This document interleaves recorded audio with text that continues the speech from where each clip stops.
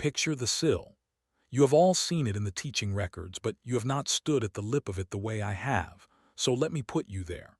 It is the shallow shelf of vacuum at the edge of a collapsing gas giant, where the ring matter has not yet decided whether to fall or to flee, and so it hangs in the dark in long glittering bands, close enough to touch, bright enough to read by. Below the shelf the radiation currents move in slow figure eights, lazy and patient, drawn toward the dying core, and anything organic that drifts into them comes apart in under a minute. It is, by every measure our cast has ever recorded, the most beautiful execution ground in the known reach. Clear, quiet, lethal in a way you can see with your own eyes. And on the morning this story turns, there is a human clamped to the end of a gangway that juts 6 lengths out over that current. Barefoot, because we always took their footwear. It unsteadies them, and an unsteady prisoner is a frightened prisoner. Her hands are bound behind her at the wrist. The gangway is a salvaged hull plate, and we did not secure it well, because we never secured it well, because we wanted her to feel it flex and shiver under her weight with every breath. She has, by my own reckoning, perhaps 90 of her heartbeats left to live. She can hear my crew behind her. She can feel the plate moving, and she can see, below her bare feet, the currents turning their slow, bright circles, waiting. Her name was Lena Castellano, and the last thing she said before we expected her to break, the thing none of us understood, the thing I would spend the rest of my service trying to understand, was a question. She tilted her head the way they do, and she asked, "Is this going out live or are we recording?" Now, before I tell you what that question meant, I have to tell you that everything you believe about the Edgewalk is wrong. You were raised on it. Every one of you sitting in this hall was taught the Edgewalk the way a hatchling is taught to breathe, that it is the supreme instrument of our dominion, the act that made 1,000 worlds kneel, the reason the Vorn rule a reach we could never hope to hold by force. You were taught that it is a method of killing. It is not. It was never a method of killing. Killing is the cheapest thing in the universe. A hull breach kills. A withheld ration kills. A blade across the throat cord kills, and it takes less effort than this speech. If all we wanted was the human dead, we had 10,000 faster ways, and not one of them would have required a gangway, a current, or an audience. The Edgewalk was never about the dying. The Edgewalk was about the telling. We did not execute prisoners on the sill. We broadcast. And the difference between those two words is the difference between the empire we used to have and the joke we have become. So let me ask you 3 things, and I want you to hold them in your minds while I speak, because by the end I will answer all 3 and you will not like the answers. How did one ritual performed, as you will learn, astonishingly rarely, hold 1,000 worlds in obedience for 10,000 cycles, without our fleets ever having to fire? Why is that same ritual now a children's game on those very worlds? A thing their young clamp their feet for and grin about, a punchline. And what, in the name of every reckoner who came before me, did that human do on the end of my gangway that not one of us noticed until it was far, far too late? To understand any of it, you have to understand what we actually are, and I suspect most of you have never once thought about it honestly. We do not rule by fleets. We have never had enough ships to rule by fleets. At the height of our reach, there were more inhabited worlds under the Vorn banner than there were Vorn warhulls to visit them in a generation. Do the arithmetic that no reckoner says aloud. If even 1/10 of our subject worlds had risen at once, we could not have reached them. We could not have held a single sector by force. The empire was always a paper thing, a held breath. What we ruled by was reputation. We ruled by the absolute certainty, planted in the mind of every governor and every dock master and every frightened parent on every world we touched, that resistance to the Vorn was not merely dangerous but unthinkable, that the thing that happened to those who resisted was so total, so theatrical, so permanent in the memory, that no sane being would invite it. Our true weapon was not the current at the sill. Our true weapon was the story of the current at the sill, retold in 10,000 ports by the ones we let live so that they would carry it. We sold surrender. That was the whole business of the Vorn. We made surrender the obvious, reasonable, survivable choice, and we made everything else a horror story. A world that surrenders before contact costs us nothing. A world that has to be subdued costs us hulls we do not have. So we became, over 10,000 cycles, the finest tellers of one single terrible story that the galaxy has ever produced. And the Bzl was our stage. Now here is the part that will unsettle the younger reckoners among you, because it is not in the proud histories. The edgewalk was rare, staggeringly rare. I performed it 4 times in a career of 200 cycles, and I was considered prolific. Most reckoners never staged one at all. The histories speak of it as though it happened on every captured deck, as though we walked prisoners out over the currents the way other species pour a drink. And that is precisely the impression we worked to create, but it was a lie of our own manufacture. The act almost never happened. The threat of the act did all the labor. The myth did the conquering. The reality sat in its case, polished, almost never drawn. So you might reasonably ask, if it was so rare, so precious, why on the day in question did I draw it out for a low-value human survey hauler? A battered thing full of ore scans and ration tins, crewed by perhaps 30 soft bipeds who had never been worth a reckoner's attention. Because the humans had committed the one offense for which there is no surrender. They had not heard of us. You have to sit with how monstrous that was, by our logic. Every species we had ever encountered arrived already afraid. The story preceded the ship. They knew the Vorn the way they knew their own predators in the blood, before the eyes. And here came this hauler out of an unmapped arm, and we hailed it with the full ceremony of dominion, the broadcast of submission or consequence that had brought governors to their knees for 10,000 cycles. And the humans answered it by asking us to repeat ourselves because their translation matrix was, and I quote the intercept exactly, still warming up. They did not surrender because they did not know they were supposed to. The story had not reached them. And a story that has not reached its audience is not a weapon at all, it is just noise. So I did what my caste exists to do. I decided to make the humans into the story. I would stage an edgewalk so complete, so beautifully terrible, that the survivors would carry it back up their unmapped arm and do our conquering for us. I would introduce a new species to fear the proper way. By example. I chose the victim at random. I want you to understand that this was not laziness. It was doctrine, the cruelest and most sophisticated instrument we had. When you execute the captain, the crew tells itself that the captain was special, was singled out, was unlucky in some way that does not apply to them. But when you reach into a bound and trembling crew and pull one out by chance, when the meaning is it could be any of you, it could be you, there is no virtue and no rank and no good behavior that protects you. Then you have terrorized not one prisoner but all of them, and every one of them is now your courier. So I closed my reckoning eyes and I pointed, and my crew brought forward the one the lots had chosen. Lena Castellano, ship's purser, the keeper of the hauler's records and rations and manifests, which is to say, by every Vorn measure, the single most worthless individual aboard, not a fighter, not a leader, a counter of tins. I remember being almost disappointed. I remember thinking that the story would have been better with a captain. I have had a long time to think about how wrong I was, and I will tell you the truth of it. We did not capture the wrong human. We captured the most dangerous human on that hull, and we did it by accident because we did not understand what her profession actually was. We thought we had seized a counter of tins. We had seized a keeper of records. We had seized, though none of us had a word for it then, a documentarian.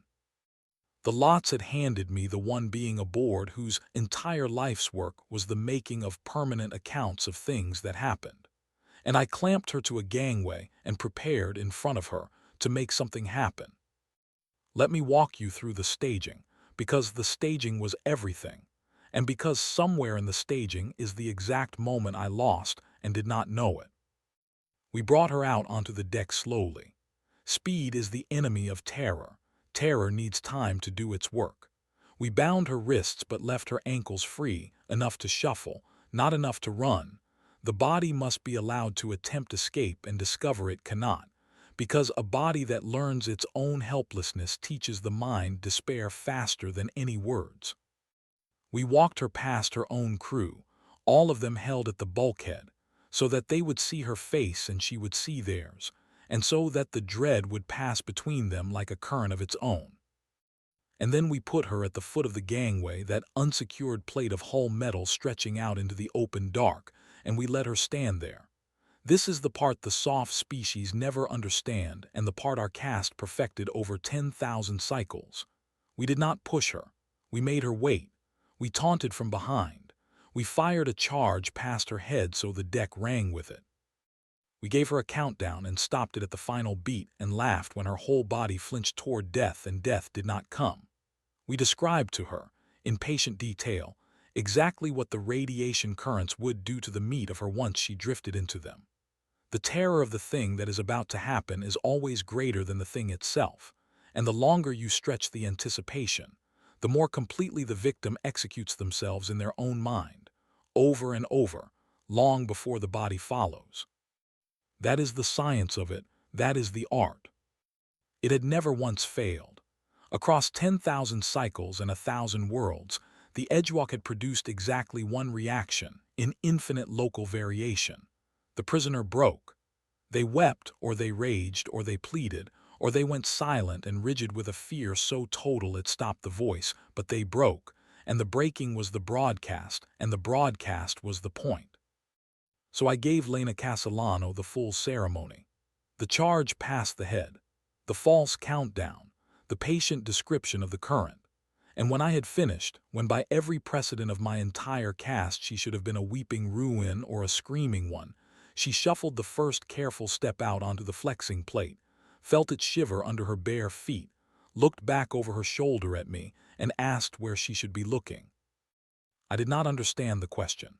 I had it repeated through the matrix twice.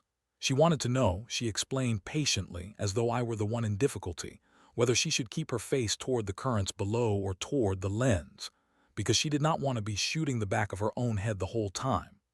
She asked which was her good side. She asked, when I fired a second charge past her, whether we could do that one again because she wasn't ready and it'd be a better take if she saw it coming. And then she asked the question I opened with, the one that has followed me down all these cycles. She asked if this was going out live or if we were recording. I am a reckoner prime. I have stood over the dying of beings from 40 worlds, and I tell you honestly that I had no procedure for a prisoner who, on the lip of a radiation grave, was concerned about her good side. My crew were unsettled. I could feel it move through them, that small wrongness, like a note played a half-tone off. But I did what we are trained to do when the ritual wobbles, which is to press harder, to reassert the script. Because the terror is in the certainty, and any crack in the reckoner's certainty is a crack in the whole edifice. So I leaned into the dread. I reminded the assembly, her crew, I mean, though I confess that even then I was performing for an audience I could not see. I reminded them of what the Vorn were, and of the lesser instruments that waited behind the Edgewalk for any who imagined it was our worst. And I recited them. I will recite them for you, as I recited them on that deck, because you ought to remember what we were. There is the unmaking, in which a prisoner is shown, hour by hour, the methodical dismantling of everything they were captured beside, their ship, their cargo, their crew, in an order designed so that hope is removed last, after everything that might have justified the hope is already gone. There is the severance, our oldest, in which one member of a captured family is returned alive to their world bearing only the certain knowledge of what was done to the others, so that an entire bloodline becomes a living broadcast of the Vorn. There is the long silence, which I will not describe in this hall because there are young reckoners present, except to say that it is the only one of our instruments that ever made me, in the privacy of my own hull, grateful that I had never been ordered to perform it.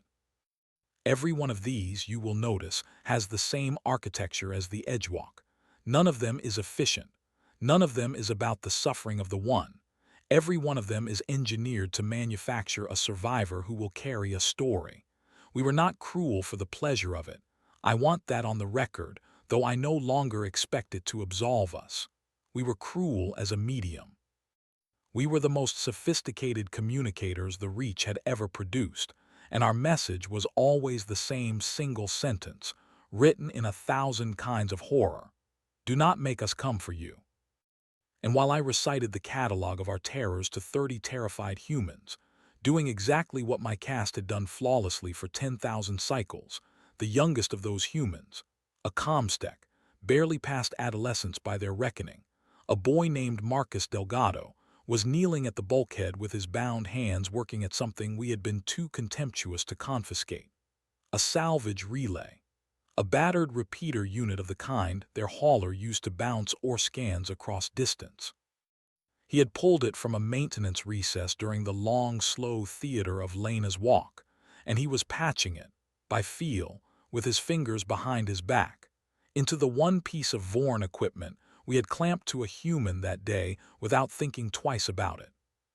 Her collar, the translator collar at Lena Castellano's throat, the device that let her hear my taunts and let me hear her impossible questions. That collar was not a passive thing. It was, by necessity, a transmitter, a node on the Vorn relay web, the same web that carried our broadcasts of dominion to every subject world in the Reach. It had to be, so that the proceedings of a reckoning could be recorded into the imperial account. We put a window into the Empire's own throat around the neck of a human purser, and we did it as casually as we took her shoes. You see it now. I can hear that you see it now. It took me far longer. The Edgewalk was a broadcast. We had always known that. We had built our entire empire on knowing that. But we had only ever controlled the broadcast in one direction. We held the camera, we chose the frame, we decided that the watching worlds would see a monster and its weeping victim. We owned the audience. That was the secret of the Vorn that no reckoner ever said even to himself. We never owned violence. Every species has violence. Violence is cheap. We owned the audience. We decided who watched and what they saw and what it meant. And on the deck above the sill, a counter of tins and a boy with a salvage relay took the audience away from me. Marcus's patch did not let the humans escape. It did not disable a single one of my crew. It did something we had no defense against because we had never imagined the attack. It took the live feed from Lena's collar, the feed that should have gone into our private imperial account, and it pushed it back out, onto the open subject broadcast band, the very channel by which 1,000 worlds received their daily reminder to be afraid. The Edgewalk of Lena Castellano went out live. To everyone. To the worlds. But understand, and this is the whole of it, this is the thing the humans understood that we, the master broadcasters of the Reach, had grown too proud to remember. What went out was not what we thought we were transmitting. We believed we were transmitting a monster and a victim. That had always been the content. That was the entire library of Vorn power, 10,000 cycles of footage in which the Vorn loomed and the captured species came apart. What actually went out that day to 1,000 watching worlds was a Reckoner Prime reciting his catalog of horrors with all the grim ceremony of an empire, and a small barefoot woman at the end of a flexing plate, hands bound, a radiation grave glittering below her, unafraid, asking about her good side, asking for a second take, asking with what every watching species recognized instantly as the contempt of the genuinely unimpressed, whether the great and terrible Vorn could manage to get the lighting right. She knew exactly what she was doing. I did not understand it for years, and when I understood it all at once, the way you understand that you have already fallen. Lena Castellano was a keeper of records. She knew, in the marrow of her profession, the one truth our cast had forgotten under 10,000 cycles of unbroken success. That fear is not in the monster. Fear is in the audience. A monster with a weeping victim is terrifying. The exact same monster, performing the exact same horror, with a victim who yawns, is a clown. Nothing about me changed between one broadcast and the next. The current was as lethal, the gangway as real, her death is near. The only thing that changed was that the audience saw someone who was not afraid, and 1,000 worlds who had been afraid of the Vorn for 10,000 cycles looked at this woman looking at me, and they did the thing we had spent our entire history preventing. They saw that it was a performance, and the instant an audience sees the performance, the spell is not weakened. It is gone, all of it, at once. I did not push her in the end. I want you to know that, though I cannot tell you whether it was mercy or the dawning animal sense that the script had broken in my hands. I stood at the foot of my own gangway with my catalog of terrors dying in my throat, and I watched a counter of tins win against the accumulated reputation of 10,000 cycles, with nothing but a question about lighting and a boy's salvaged relay, and a profession we had been too proud to fear. We returned the humans to their hauler. There seemed, suddenly, to be no point in not doing so. The broadcast had already happened. You cannot unair a thing the worlds have seen. You asked, well, I asked, on your behalf, because you were too well raised to ask it of a reckoner prime. Why the ritual that ruled 1,000 worlds is now a children's game on those same worlds? I can answer that now. It did not collapse all at once. Empires of reputation rarely do. The fear has inertia. It coasts for a while on its own momentum after the engine has stopped. For a generation, the surrenders still came out of habit, out of the old dread that had not yet learned it was hollow. But the footage was out there now. 1,000 worlds had a recording of the unafraid human, and recordings, as Lena Castellano knew better than any Vorn ever has, are the most patient weapons in existence. They wait. They get passed along. They get watched again in better light. A younger reckoner, I will not name him, his shame is sufficient without my help, believed he could repair the damage by performing a fresh edgewalk, a perfect one, on a world that had begun to grow insolent. He believed, as we were all raised to believe, that the terror was in the act, and that a properly executed act would reset the fear. He staged it beautifully. The gangway, the currents, the countdown, the catalog, and the watching world who had all seen the recording of the woman who asked about her good side, the watching world laughed. They had been given by a human purser the one thing that makes terror impossible, a frame in which to see it. They no longer saw a monster. They saw a reckoner doing a bit. And a being that is being laughed at cannot, by any instrument in our long and terrible catalog, be feared. Within a generation, the surrenders stopped.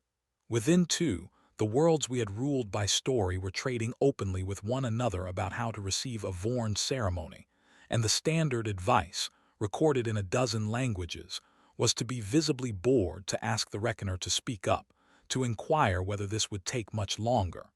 They had learned the human technique. They had learned that you do not have to overpower the broadcaster. You only have to refuse to be his content.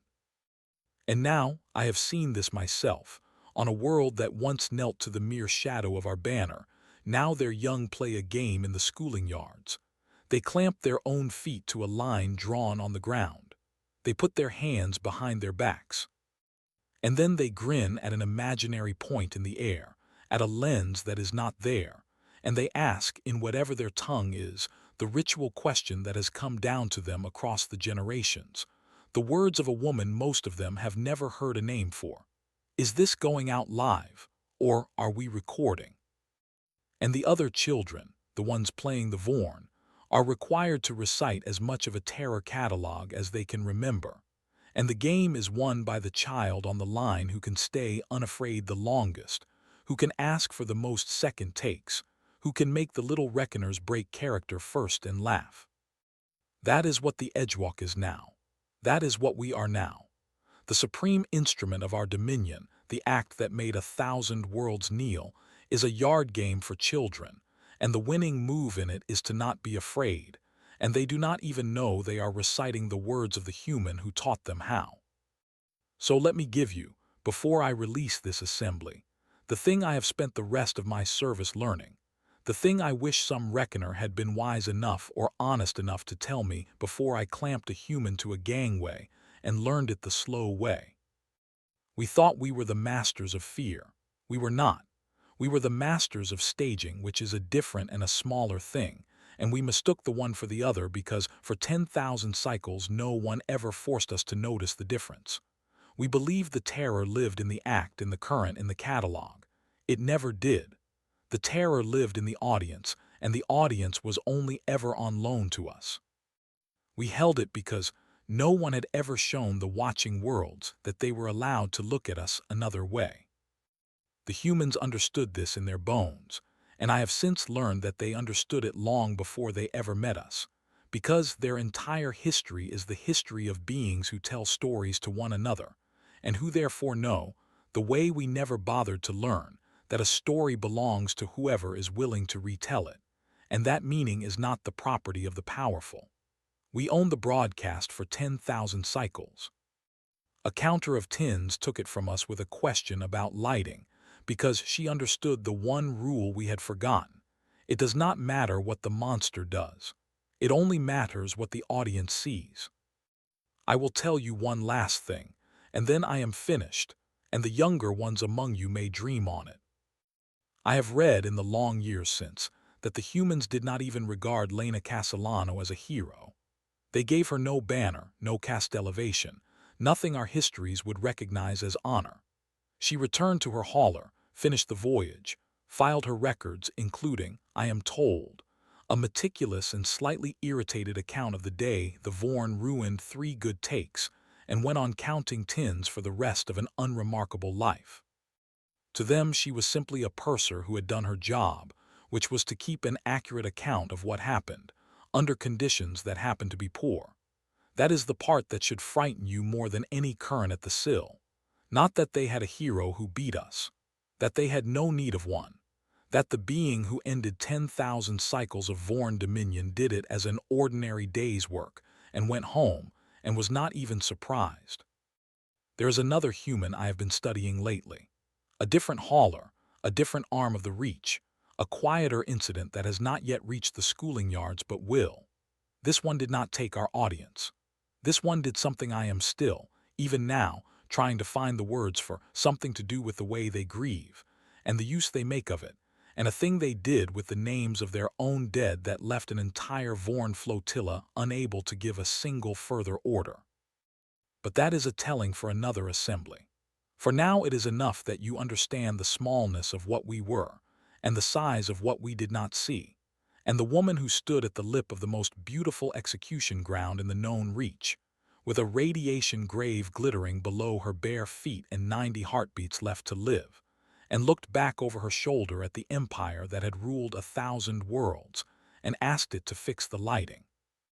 The ships rot, the banners fade, the currents at the sill still turn their slow, bright circles, and no Vorn goes there now because there is nothing left to stage.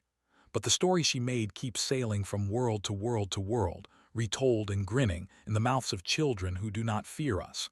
And that, in the end, is the only thing the Vorn ever truly understood, far too late to save us. That a good story outlives every empire that ever tried to own it.